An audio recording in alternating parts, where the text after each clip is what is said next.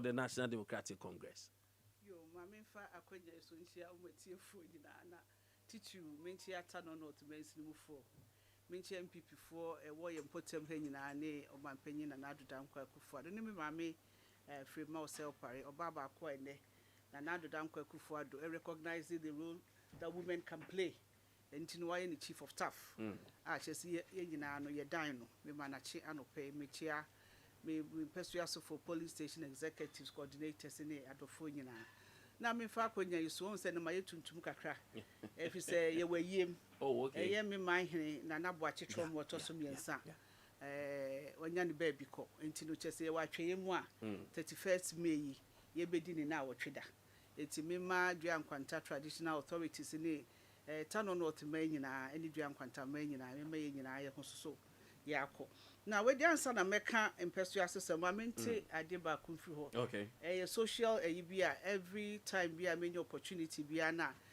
especially when it falls within a commemorative day you know we try some meka ho dey world hypertension day anti hypertension day ade a teteno na ka ye maame nom ne ye papa nom wadi omu fie so no na no ye so menya hypertension but then na say the mrantie ne maba wa nyina no ya for ye nyina na titu ye lifestyle ye duane die ya de ehuhia ye nsanom cigarette nom enti na ye well happy intensive day no na ye besre aduanom ne adofo nyina se ye hwe ye duane die ne ye lifestyle ye because dua bia wo bedua no ebeso aba na ma enti se na we nya ho sunsuanso a etina betimi enya ho sunsuanso na titu me nuanom apemfo no obi wo ha ko hospital a ye se ba endi nchine obada ne nase ahohono obisa no so doctor ka se ma mi ni nchina me ye nkwan nam de ko obi kakra tum enti no woni se wamfa nchina ntum but ko obi do so nchini wo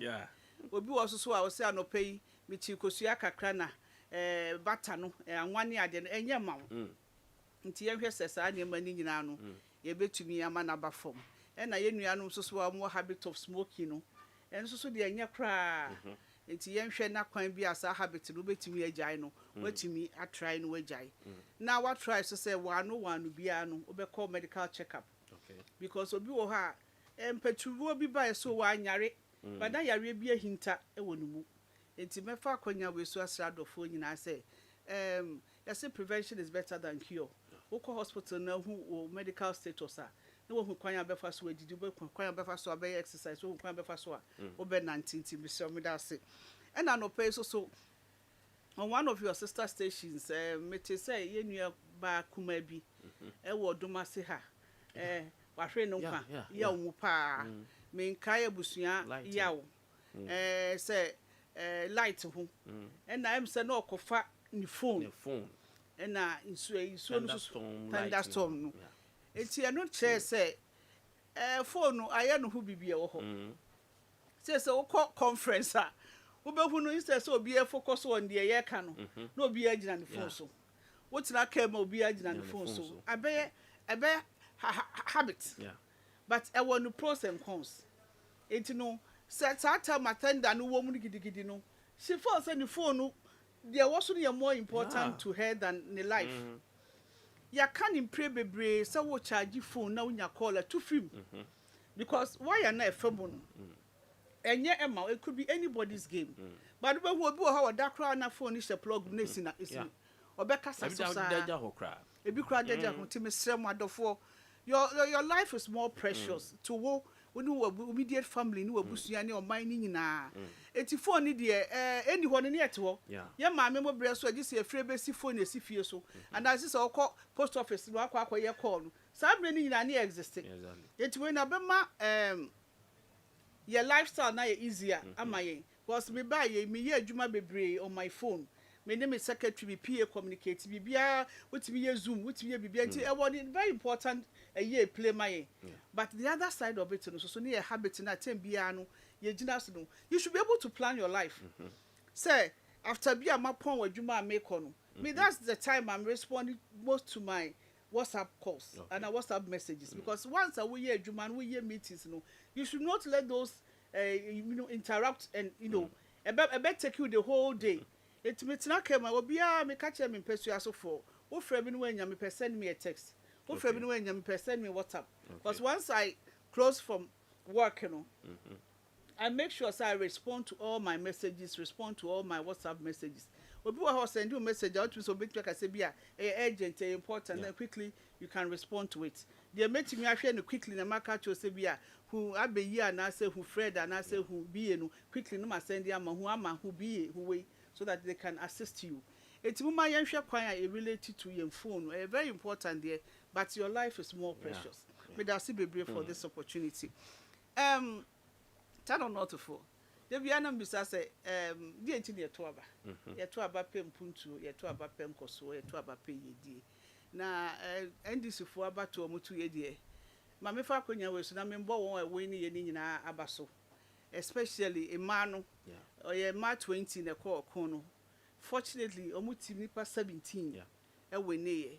Me and Sana na end to me, I'm making, I think, say, a numpono, it's a very good sign. Say, constituency for him, persuasion for no, I do want you, media, or my iron atum. Or man, Cassaway or Bantino, Yan Toma, and now you're Bantino, but they voted for them based on what they've been able to do, probably a warm constituency, because constituency dynamics, and yet they say, Minimbi or my own constituency, but your boy Mabaso say, or motively member not in time, now motively retaining or more seats. No, at 2024, at the whole chain, yeah. And my yanity say, one area business wa Obama Bakulu Suye, no master in your Babako Ashib, and Tiano so your boy Mabaso. My dear, you have say, man, they lose you no lost to Mema. It's as much as a advocating for more women representation in Parliament, because if you want to bridge the gender disparity gap by 2020, we need to put certain structures in place to ensure, say, a man, any member in our level playing field.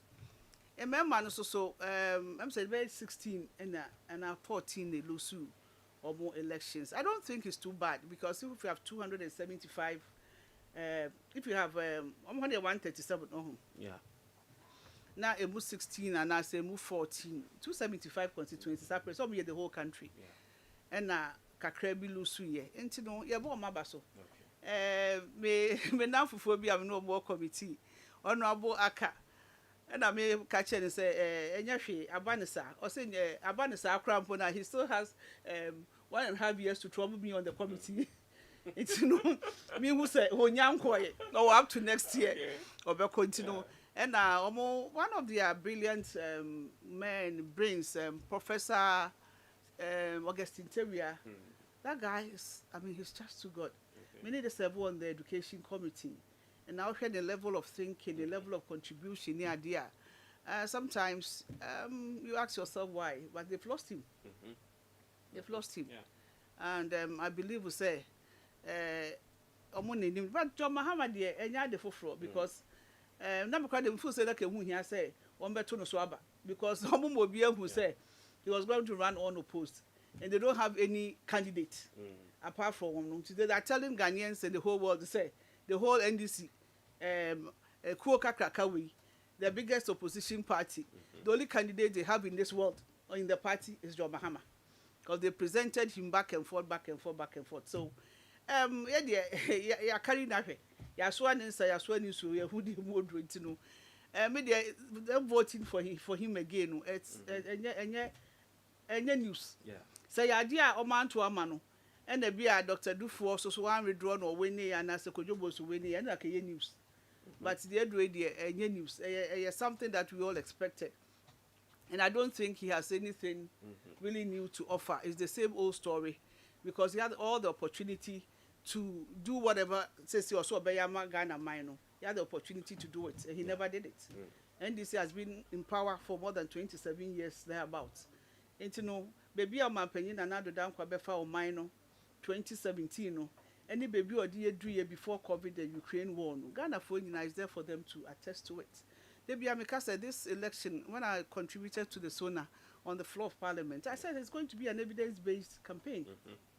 Dear Maye, and they made to me, and I'm a boy who they said, "Do not John Mahama can say, any experiment, the experience, into experience only a debate Juma, and at be away and tangible for people to see, any debate Juma, because they say, me bam and persuas we are make all round see.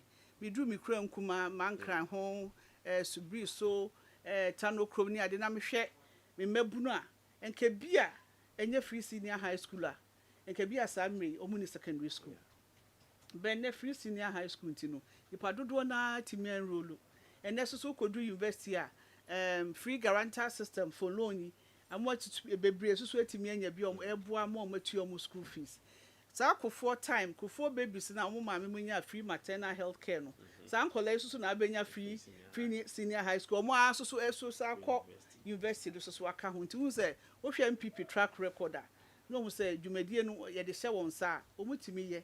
It's unfortunate say globally no COVID affected baby. You cannot rule it out.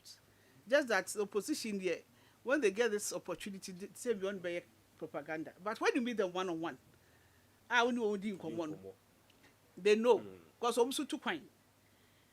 Before COVID, now me call New Yorker, me cousin be me costra no more corner shops.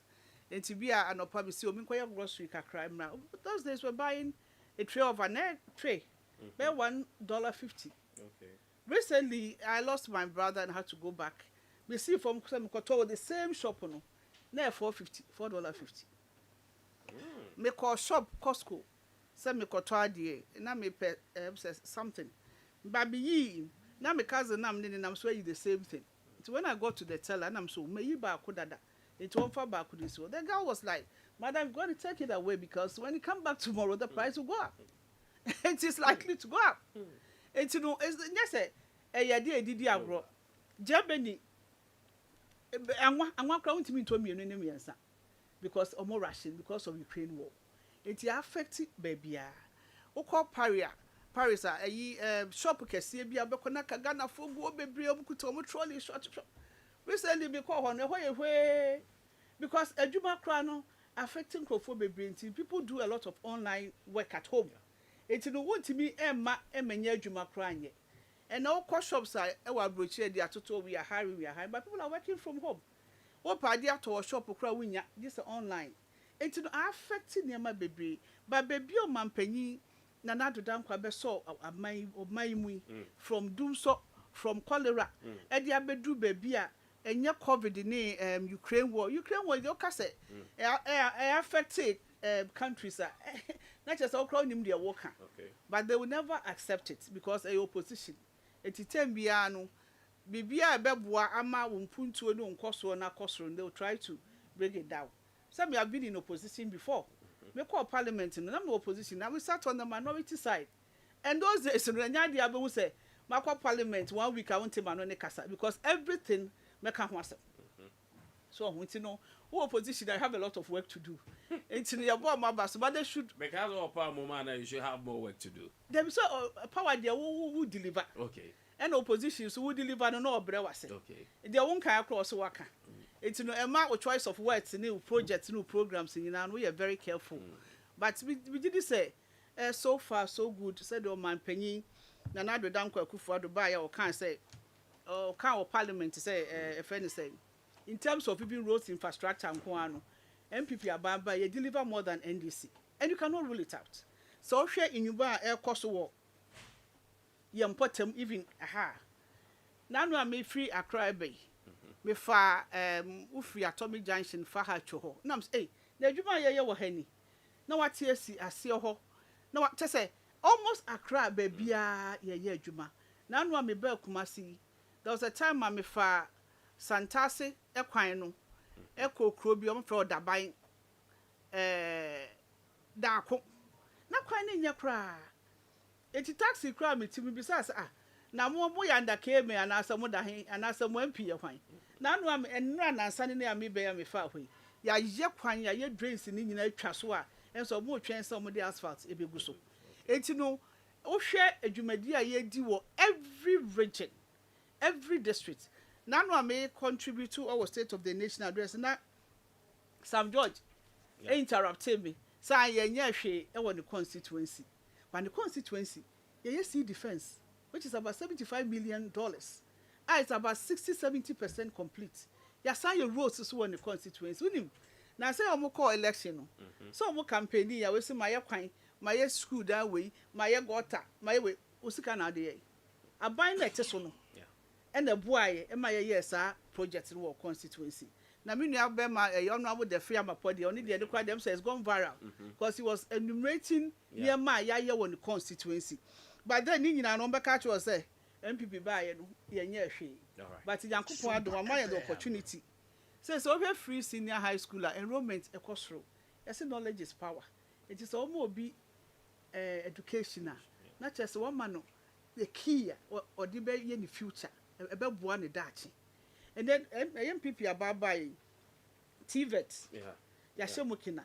All the 34 institutions, you know, ya pejemu. Ne TVET so are you free? I'm saying confirm say TVET you free. So because of that, you know, the enrollment has shot up from 13,000 in 2021 to 47,000 in 2022.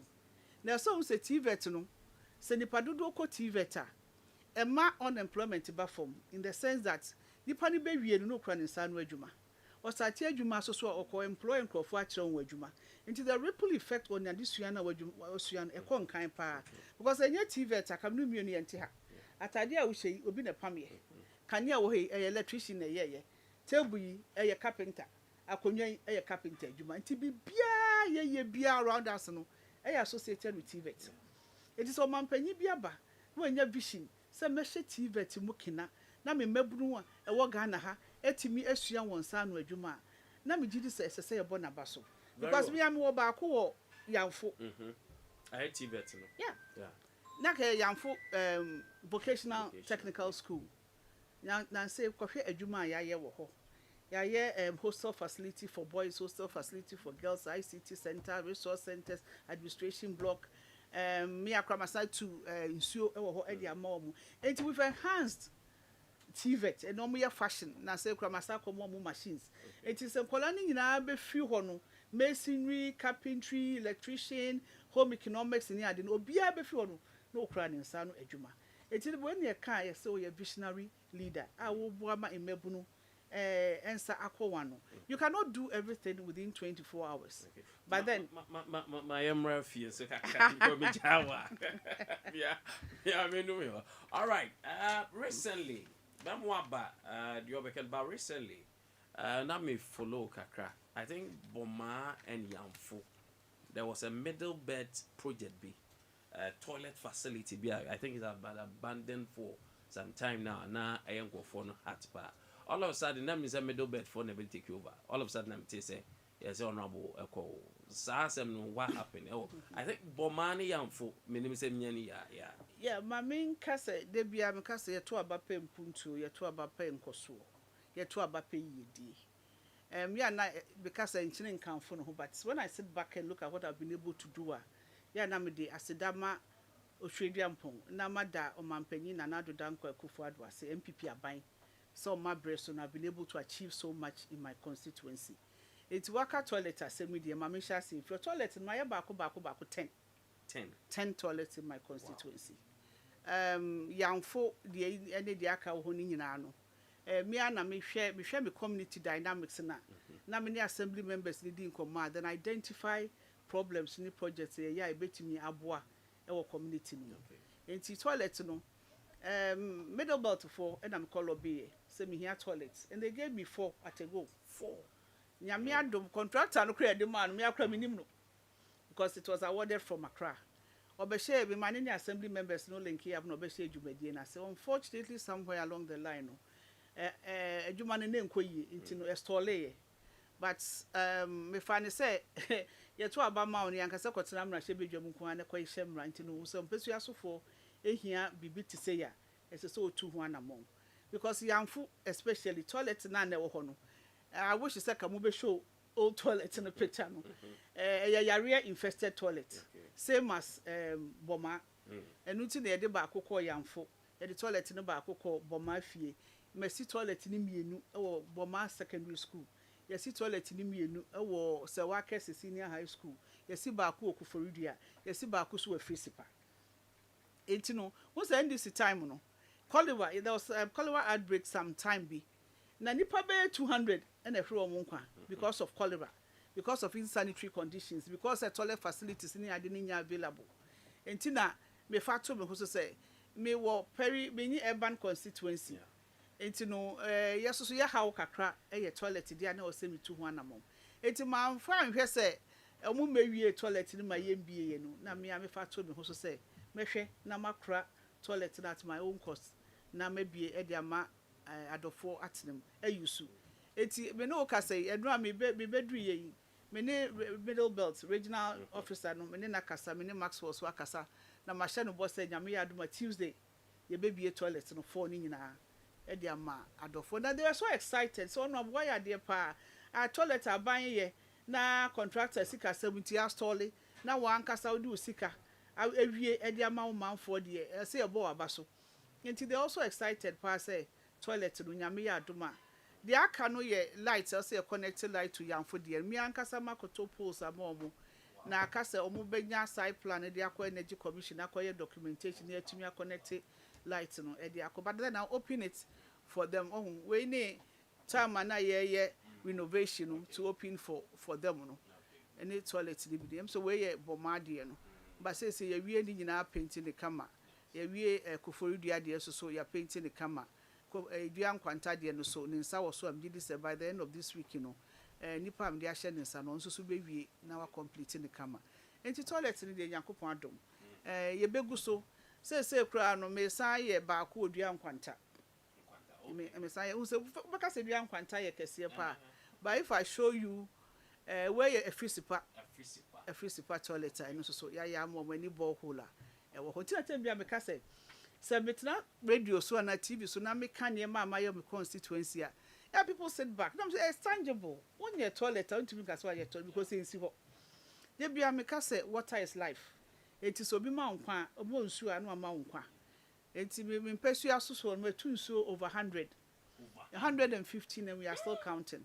na anu me ba ya betu 4 ye to Jerusalem ye to suso anho ye to ehye ye to boma adwenasa so offered more 5 zones wo boma zone Biankwanta zone me wo Ayamfo zone Tech Adoba zone and a frisipa suso anso Tanos zone so here boma zone nko a ye wo about 18 villages so 18 mu nyina matu musu matu so Tano Krom matu so Subompan matu so Kwasweja matu so boma fie ye tu boma bonkofi boma poultry ye tu bi odwenase ye tu bi okobna ye tu bi watonsu ye tu bi omamponte ye tu bi onso apem ye tu bi onwi ye tu bi omanta bisa ye tu bi wasukese se adwuma no waye e na woni mu pesu aso enti so obi efri ba bi be ka cho se bi firi ha na wabisa ne se na wo so de ane de because last bi share boma mpanifu bi na so na nanom adwuma ma ye oboma zoni matu so ba ko 18 ba bi a o se me de we ye who say me come villages na ya na service di mpa nti me ko hu gefekefo na nyame adom mo ma be installing mast ama in some of the selected communities okay na enye we nkwa be 5 communities we subri so de na me kokohwe nti say na enhance communication those areas we ye Boma secondary school toilets and na me kokko inspect toilet 2 facilities are ya ye ho de amom it apart from in suaya ye ho no in terms of lights we say bia mka se kanea e wo kroma e makro epeja nkola timi sua de e o ma pamade timi ye adwuma o ma ye tire timi ye adwuma utimi charge wo phone emre bi atwam no na nkro bebre ho age so o de o phones e mane e ba kro kasim na do di o de rubber band abom na do di ahye ho na o be charge phone na o de ko e na okọ Boma zone nko a me baye aso Kwasweja kanea ya so apesika kanea ya so onwe kanea ya so nkwantabisa kanea ya so nso apem kanea ya so mamponten kanea aka communities 4 pe na wo Boma atonsu kobna Jumakwai na Nkrakan even atonsu kobna mpono ya sisi post ni de ahoma ni nyina conductors ni nyina eguso aka se contractor no oye adwuma odua nkwanta sesi oba behwe ewie etibigidi se by June July de ni aso atonsu ni kobna na we move to Jumakwai any Nkrakan because ho nyina aka ho a ye di the post ni conductors ni ade nyina any transformers ni nyina aba in terms of where ye this will be a bridge ewo dua nkwanta zongo na ye terrible and no moka chem say abofra bi kura to initially I thought say ye betimi aye concrete bridge bi e di among but me my engineers ni behwe na say storm drain pa na SSL yenti this one no me ana me guso a me ye ne kakra e dia mom say kura de de na de na guso a ye be she concrete na ye move to the other side a very capital intensive project and me ye wo ho enti kania no me ba ye let me just put them together because me kasa me can zone by zone this all mama be 1 hour in terms of education say bo ma zone ye wo yo ma who on say community say nyina ma so kania ho communities ni nyina mama on nsuo. In terms of schools, no, I have 6 unit classroom block. I Methodist school. I have 6 unit classroom block. I a Roman school. I Boma, and then Boma 24 unit classroom. And now stall Boma senior high school. Nyamiadum. As a member of the education committee, my room and my contractor, Diamano, Ogusua or Yejuma. I have 6 unit classroom block. So I have kindergarten. I Nkwantabisa. And no Boma library. My support to with computers and a projector. Wow. Obibeka said Boma Kwan, it's always been their issue. But Nyamiadum, Yadiama Alexi Buam. Me buy a minute, I'll suck by now, our site. But no castle, yeah, you may be or Doma Saint, he has to move the machines and send what to me, Ako. But apart from that, no, reshaping, Yaye Subompai, Kwasweja, Yaye Tano Krum Jumakwai, Yaye Boma, on ye Boman Quantabisa, Boman Krakai. Says the Minoka say, yeah, my buying a tone so covenant to Junase. Now me call contractor now your quan with trust you poor I drains in Nina. And was started from Junase. I started from Boma so Eddie Babishia, or Junase. Until Boma Quaya Aka, a Boma fee, Boma yem to Yamfo, and a Boma Tepa, and a Boma Dian Quanta, I Diama contractor. Actually, Boma Tepa Diano Crown, Yadima contractor more best at but they feeder roads.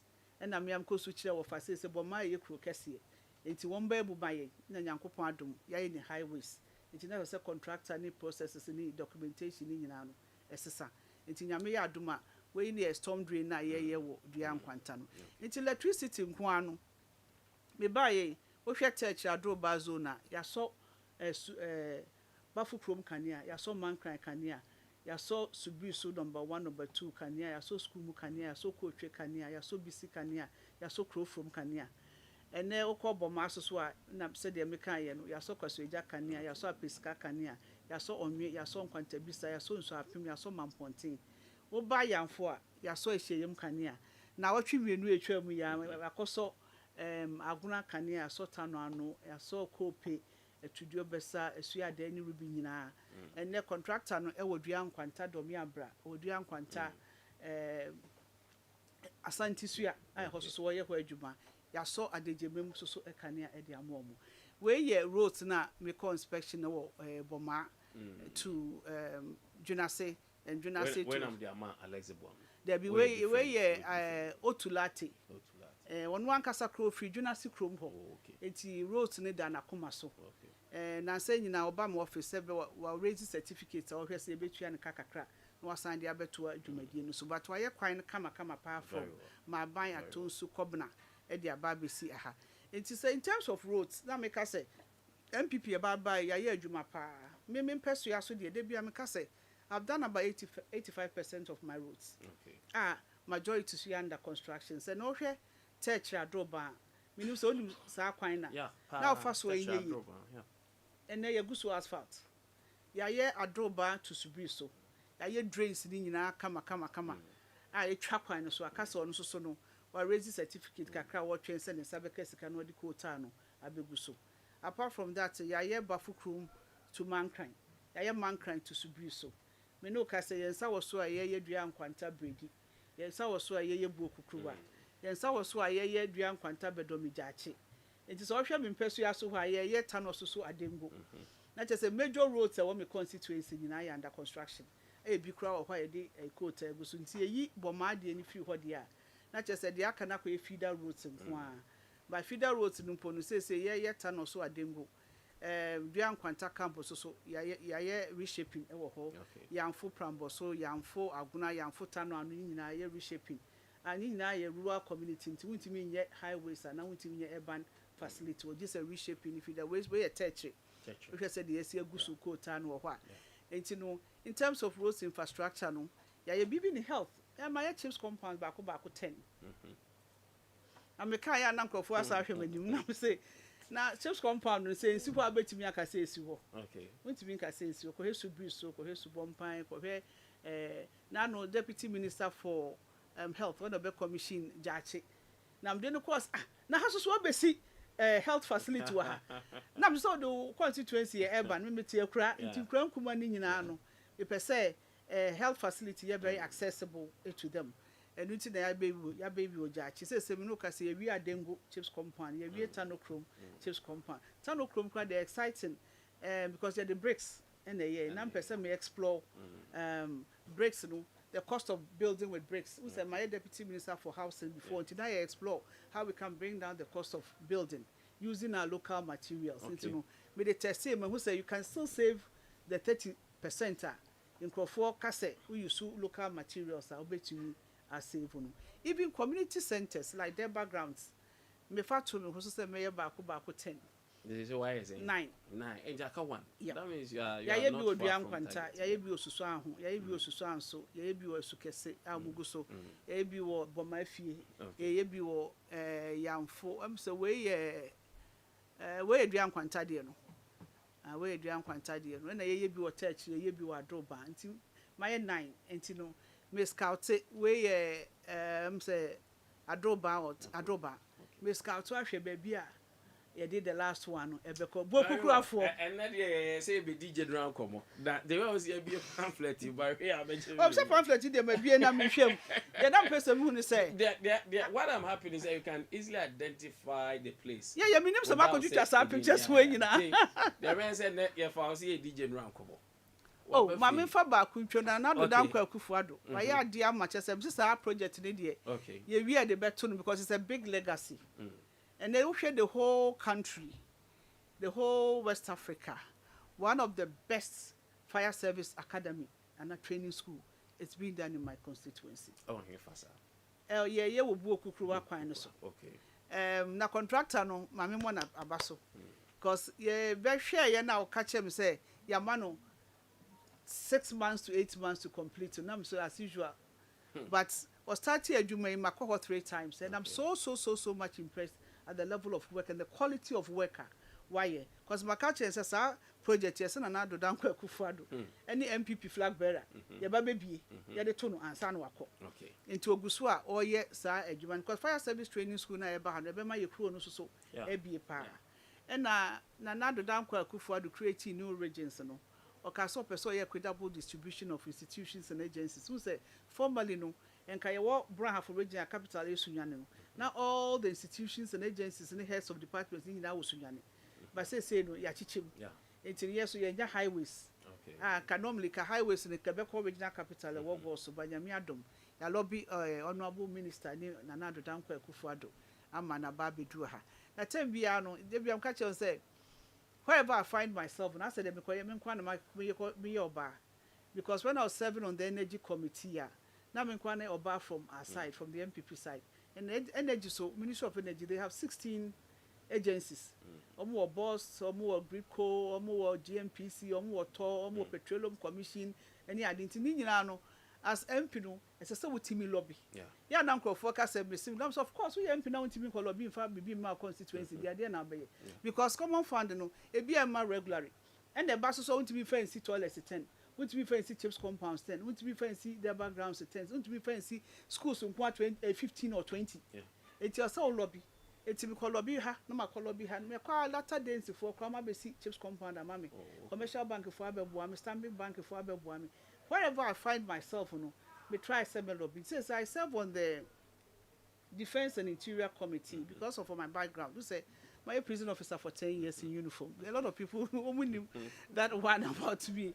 That the president tell us, now me a civilian staff and I said me. I was enlisted into the service in 1991. I served for 10 years before we made the assemblywoman. I won't cry. And me did better as well. And to return piano, opportunity available to me and I tap into it. So fire service training school. Tell my chief fire officer, Nana Gaze on nature idea no. It's the engineer contribute to say we're going to support it. Now retire, it fizzled out. But Chen will say constituency be L or be pa you're close to the seat of government. But necessary to sumi yisu me influence on the committee. It me interior minister, Michiana my friend no gentle reminder. Because pressure me the man no. And I'm a woman penny aswe or my penny so me na wo ntimi the assembly to enu abetimi aka se wo. Enti Nyankopon adom na se abide in Sasum I'm a contractor. Yes, fire service training school. Something so which is dear to my heart. I am in there, Sir Matthew. Now, bridge no. Baku Finally. Baku Bafu Krum. Not bridge not Titia Pansa. Some of us are pictures. Some could try their some Bafu Krum. Not Titia Pansa, we are wooden structure. Nako Pandum. And there, Yaya no bridge come a sear pa cast it to me. If I should buy 2 bridges, Yaya Aquine Bebre. Yaya chiefs compound baku into your home. So be back police station no be catch you say Mammy ba when ye she and I no oko bankan for be catch you say Mammy ba yenya kania yenya nsuo yenya kwan yenya bridge yenya school and no kofin kra krom uko si bafu krom esi bankan no afa kokko ase omuni nsuo omuni kania omuni school omuni hwe and then me see 3 unit classroom block e wo ho e dia mom it is oko dwunase na akoka se maame ne nya hwe baka se maame ba yenya kwan yenya nsuo yenya kania yenya maternity block amaame abaye o hade amaye it every community in my constituency I've touched base with them. And now call community nursing training school at Tano so even though so project na solid kakra 100-bed hostel who flow so to us so call yam for the same thing and I wo ho baby abefabia even hospital equipment that's not very health. Very heads never jaw my uncle. Honorable Freda Prempeh is here. Me nya bema what say yeah na the way I see bobo mi nkro no yeah na ye no wan oh because never knew so just any pan honorable Kofi Ajiman or MC ma domise ono na nim kro ni nkrase be dey watch na be say oh so to be challenge watch them so honestly watch them pass thank you so much no kwa adengwa ya nsuo ho ya chiefs compound ho ya mo school ni ade and then one district one factory quarter no so ya break factory fortunately ya administration block na bi o ma ye baby a ye di machines no nyina be si bi aka say almost abeka almost last tranche of support from the Exim Bank na mo di akofa machines ni dia ba me no makọ Italy akohwe machines na mo ba be install ni nyina na ya start construction of the administration block no they were employing 1,500 people a day.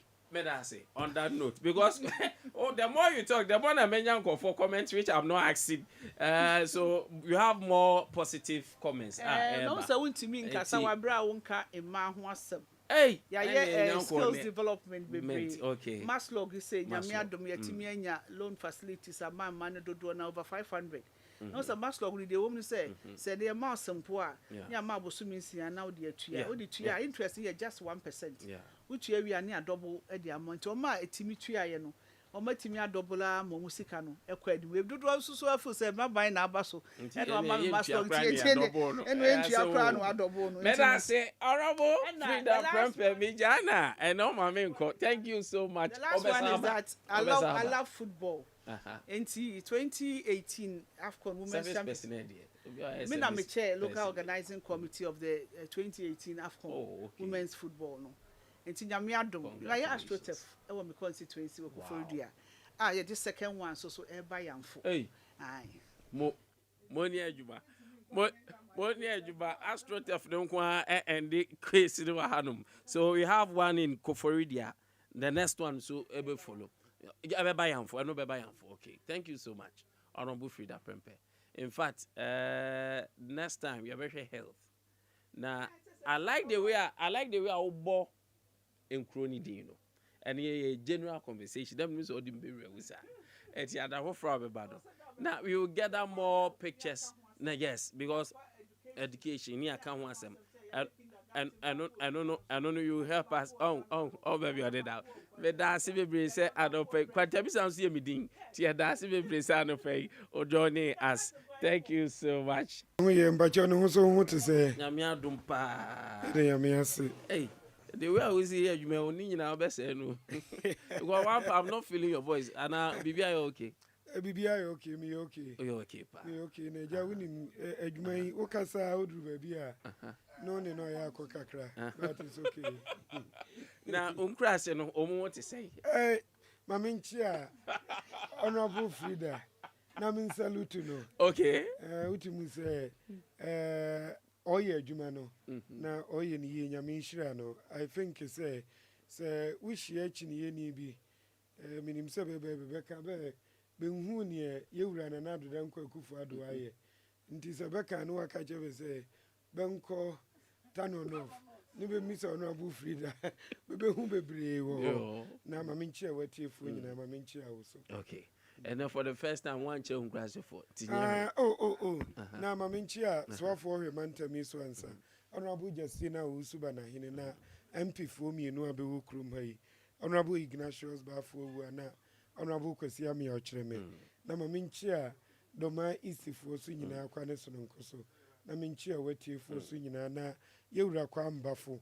Yetitire ni a ohwe MPP yamanyoku so wo yamantami yim. One mpanyimfo a beka ne ho wo region nyina manchi abekwa ne so nkoso na fe so ye nabase na doma isi MP yewura Paul aprakutwum be ma ono so ye nchia no me da se na Honorable Freda